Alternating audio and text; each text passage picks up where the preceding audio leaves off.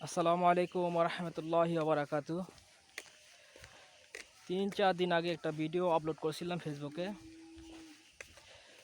কিছু লোকে কমেন্ট করছে, মানে ইসলামের পক্ষে কথা বলাতে কিছু লোকে কমেন্ট করছে যে বিএমপি করা বাধ্য।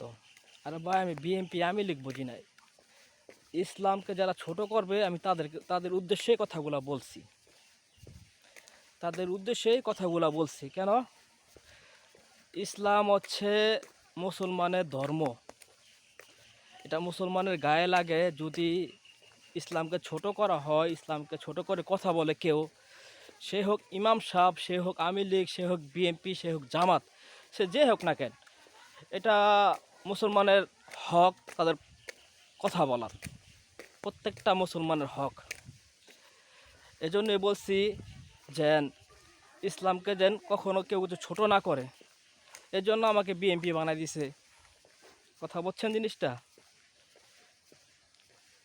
তো সবাই ভালো থাকবেন, সুস্থ থাকবেন। আর মানুষের বুঝ জ্ঞান খুবই কম, মানে আমি কি বললাম সেই জিনিসটা সে বুঝলই না, উল্টো আমার বিএমপি বানাই দিছে। কদিন পর জামাত বানাইবো, কদিন পর আওয়ামী লীগ বানাইবো। ভাই হাসি ভাই, দেশের মানুষের জ্ঞান লোভ কি বলবো আর।